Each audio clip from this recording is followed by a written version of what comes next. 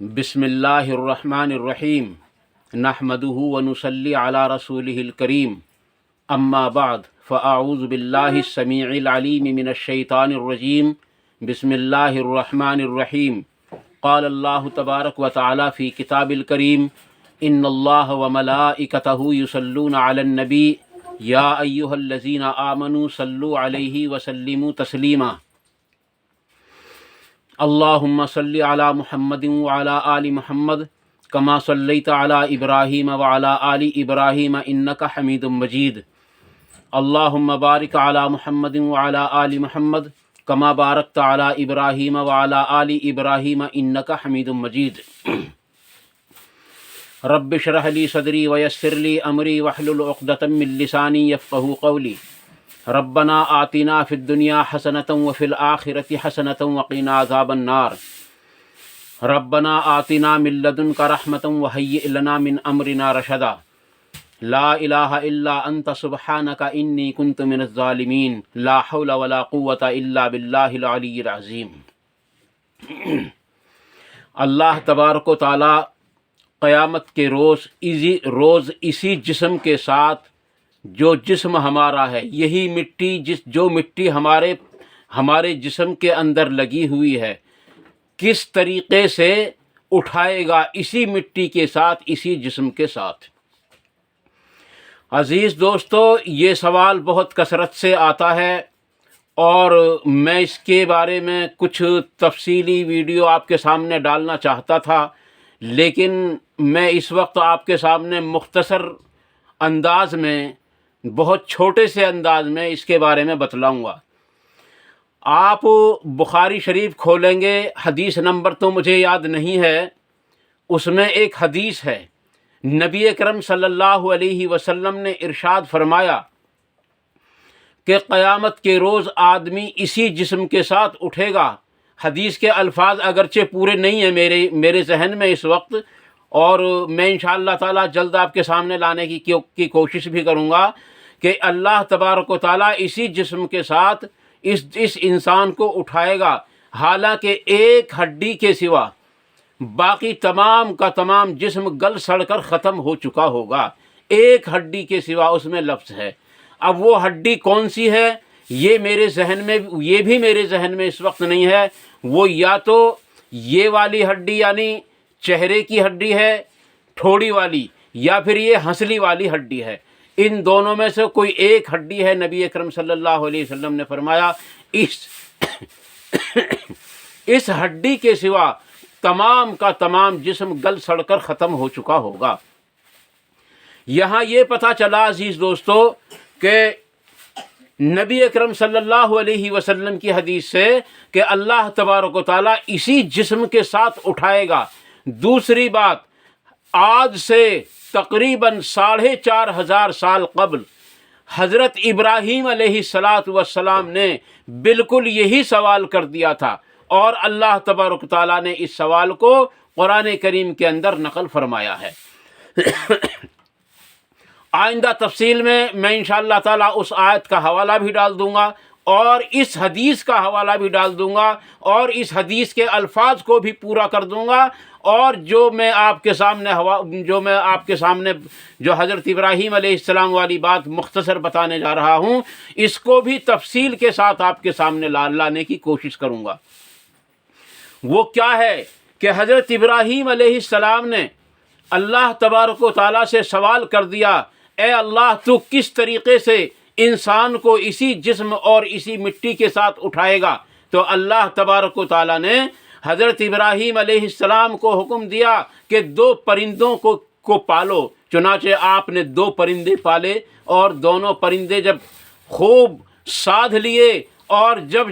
جس طرف کو اشارہ فرماتے اس طرف کو چلتے، ہاتھ پر بیٹھ جاتے اور اڑ کر چلے جاتے، تو پھر اللہ تبارک و تعالیٰ نے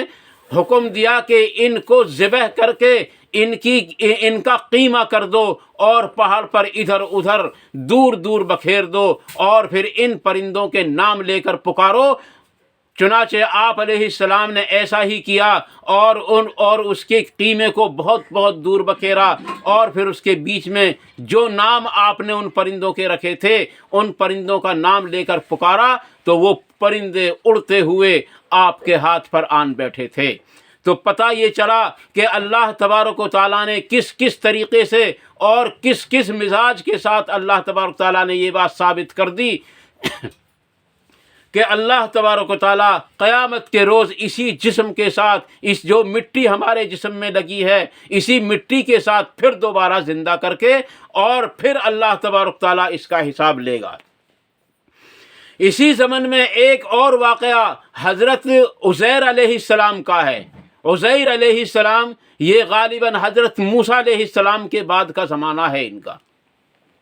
ان کے بارے میں بھی آتا ہے کہ ان کے دل میں ایک بار یہ سوال اٹھا کہ کس طریقے سے، سوال بھی نہیں تھا بلکہ ایک اللہ تبارک و تعالیٰ کی قدرت کا کہ اللہ تعالیٰ کیسے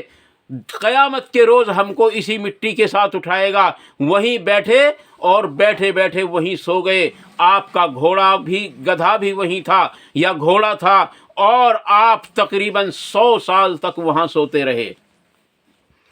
100 سال کے بعد جب اٹھے ہیں تو آپ کا جو سواری کا گھوڑا یا گدھا تھا وہ بھی وہاں موجود نہیں تھا، اور کئی ایک چیزیں وہاں تبدیل تھیں۔ چنانچہ آپ نے پھر جو ہے ادھر ادھر دیکھا، اور پھر آپ کو وحی کے ذریعے بتلایا گیا کہ آپ یہاں پورے 100 سال تک سوئے ہیں، یعنی آپ کی روح قبض کر لی گئی تھی اور آپ کو پھر دوبارہ زندہ کیا گیا ہے۔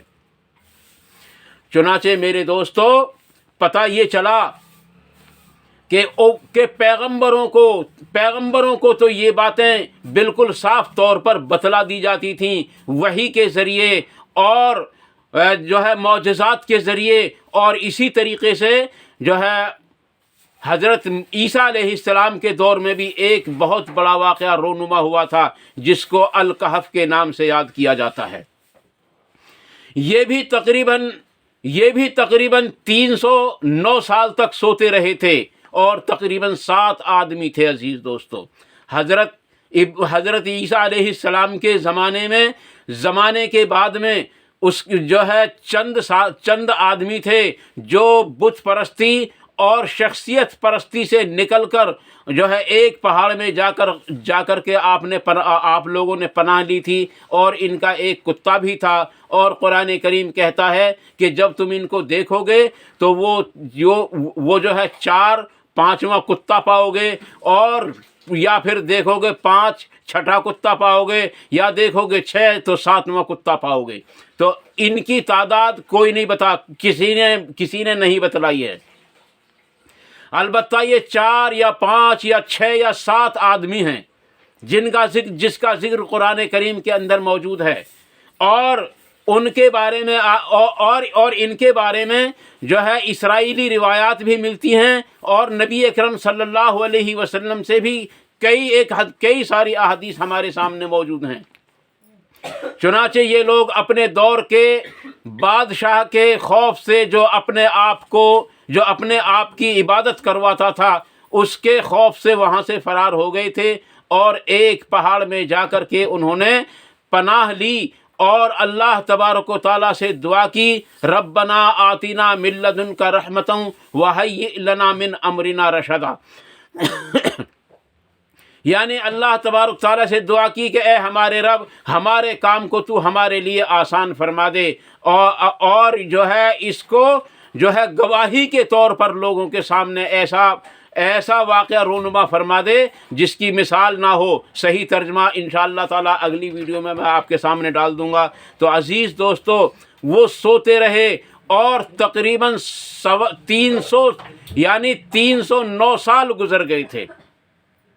ادھر وہ بادشاہ بھی مر گیا، اور بادشاہ کے ماننے والے بھی سب ختم ہو گئے، اور تمام لوگ ایمان لے آئے تھے اور سب ایمان والے ہو گئے، اور تمام کے تمام حضرت عیسیٰ علیہ السلام کو ماننے لگے اور اللہ تبارک تعالیٰ کی عبادت کرنے لگے، اور حضرت عیسیٰ علیہ السلام کی لائی ہوئی شریعت کی پابندی کرنے لگے۔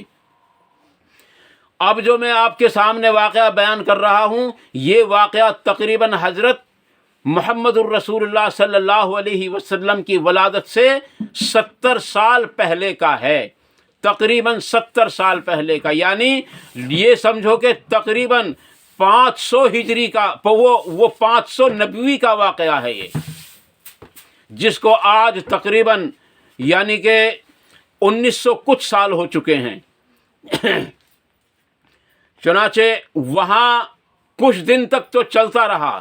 کیونکہ شریعت پیغمبری جو ہوتی تھیں ان کے اندر بگاڑ آیا کرتا تھا، اور بگاڑ آنے کے بعد دوسری شریعت کی ضرورت پڑتی تھی۔ چنانچہ اس شریعت کے اندر بھی بگاڑ آیا اور اس میں جماعت دو بنی۔ ایک جماعت کہتی تھی کہ وہ یہ کیسے ہو سکتا ہے کہ اللہ تبارک و تعالیٰ دوبارہ دنیا میں اسی جسم کے، یعنی کہ اللہ تبارک و تعالیٰ کس طریقے سے دوبارہ ہم کو زندہ کر سکتا ہے اسی جسم کے ساتھ۔ اور دوسری جماعت کہتی تھی کہ اللہ تبارک و تعالیٰ ضرور اسی جسم کے ساتھ ہم کو دوبارہ زندہ فرمائے گا اور ایک ایک چیز کا حساب لے گا۔ اللہ تبارک تعالیٰ فرماتا ہے منہا خلقناکم وفیہا نعیدکم ومنہا نخرجکم تارۃ اخری، کہ ہم نے تم کو پیدا اسی مٹی سے کیا اور اسی مٹی کے اندر ہم تم کو لوٹا دیں گے، اور پھر اسی کے اندر سے ہم تم کو نکال کر ایک ایک چیز کا حساب لے لیں گے۔ عزیز دوستو، جب یہ جماعت بن گئی تو اچانک ان 7 آدمیوں میں سے جو سوئے ہوئے تھے، یا 6 یا 5 آدمیوں میں سے جو سوئے ہوئے تھے یا جن کی روحیں پرواز کر گئی تھیں، وہ ان میں سے ایک بیدار ہوا، پھر ایک نے سب کو بیدار کیا اور بھوک کا احساس ہوا۔ المختصر،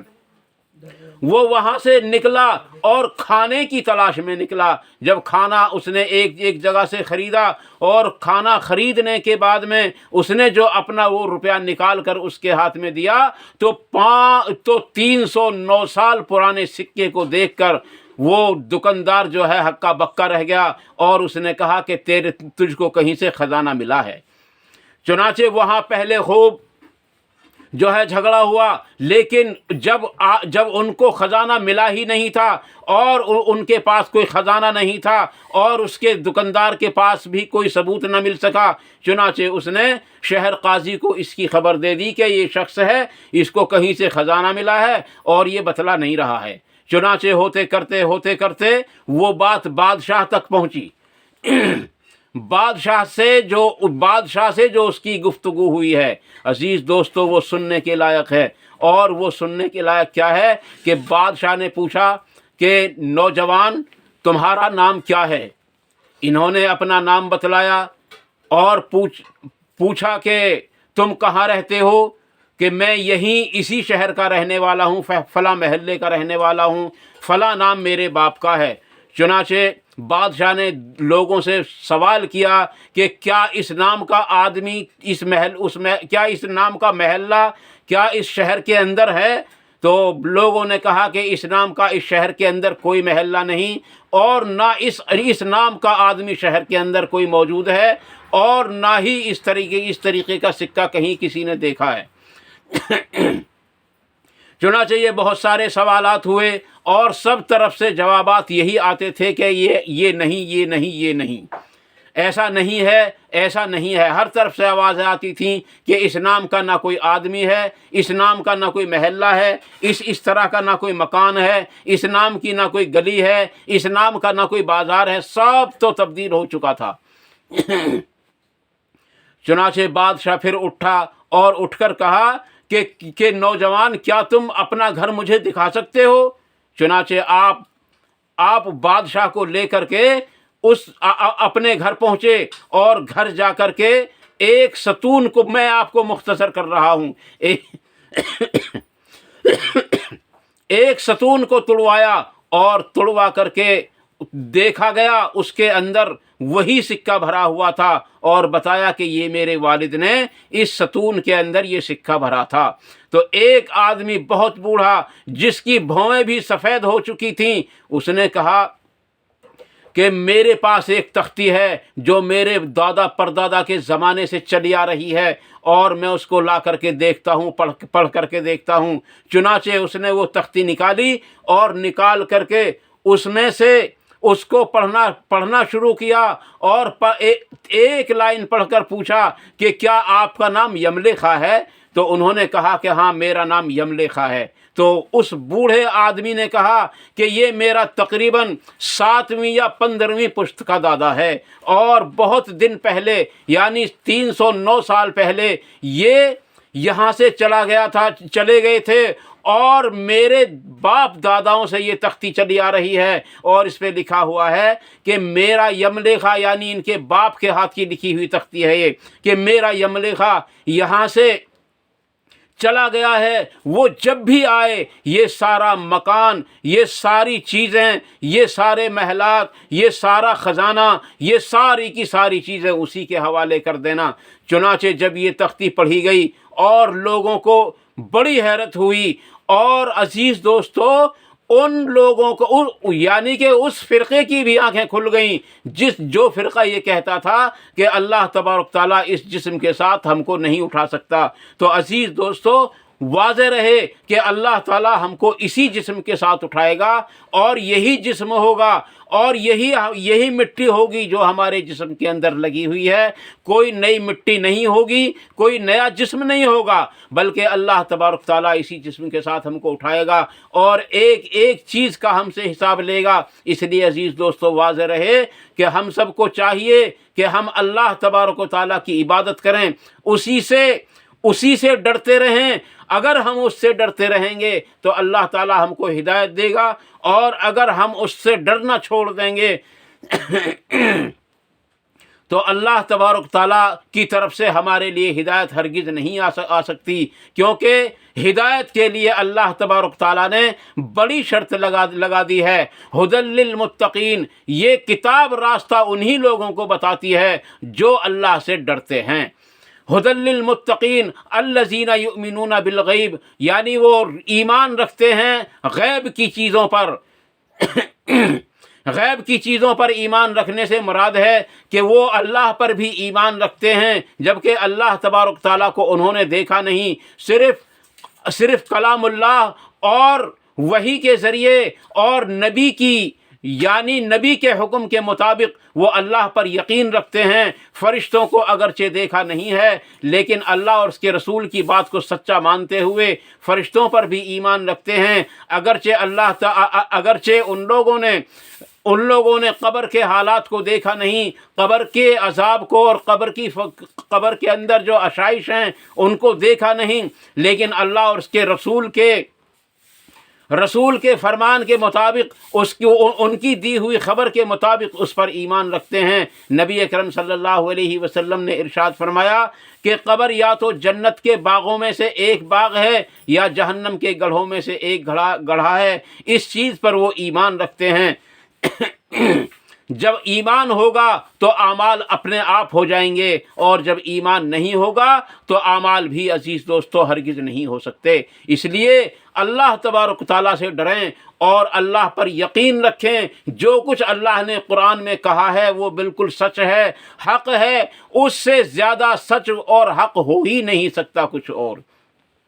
ये कुरान है अजीज़ दोस्तों, अल्लाह तबारक ताला ने अपने नबी जनाब मुहम्मदुर रसूलुल्लाह सल्लल्लाहु अलैहि वसल्लम पर नाजिल किया और यही आखिरी किताब है। अब इससे पहले की जितनी किताबें हैं वो सारी की सारी मनसूख हैं, क्योंकि उनके अंदर तब्दीलियाँ हो चुकी हैं। और अल्लाह तबारक ताला ने कुरान करीम के बारे में इरशाद फरमाया कि इसके अंदर तब्दीली हो ही नहीं सकती, क्योंकि मैंने नाजिल किया इसको और मैं इसकी खुद ही हिफाजत करूँगा। ये मेरा काम है। इसलिए कुरान करीम को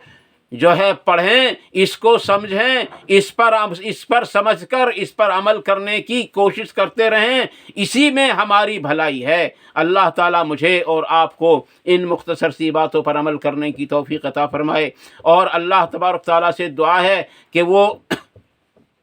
कि अगर कोई जज्बात में बात गलत निकल गई हो तो अल्लाह ताला हमारे दिलों से उसको माफ़ फरमा दे, और जो बात हक़ निकली हो अल्लाह ताला उन सब पर हम सब को अमल करना भी आसान फरमाए, उन पर अमल करने की तौफीक भी अता फरमाए, उन पर अमल करने के मौके भी अता फरमाए और उनको हमारे दिलों के अंदर रासिख फरमाए। और अल्लाह तबारक ताला अपनी बड़ाई को, अपनी किबरियाई को اپنی الوہیت کو ہمارے دلوں کے اندر راسخ فرما دے، اور اللہ تبارک تعالی ہم سب کو قرآن و حدیث پر پورے طریقے سے عمل کرنے والا بنا دے۔ وآخر دعوانا الحمد للہ رب العالمین۔ سبحان ربک رب العزت عما یصفون وسلام علی المرسلین والحمد للہ رب العالمین برحمتک یا ارحم الراحمین۔ والسلام علیکم ورحمۃ اللہ تبارک و تعالی وبرکاتہ۔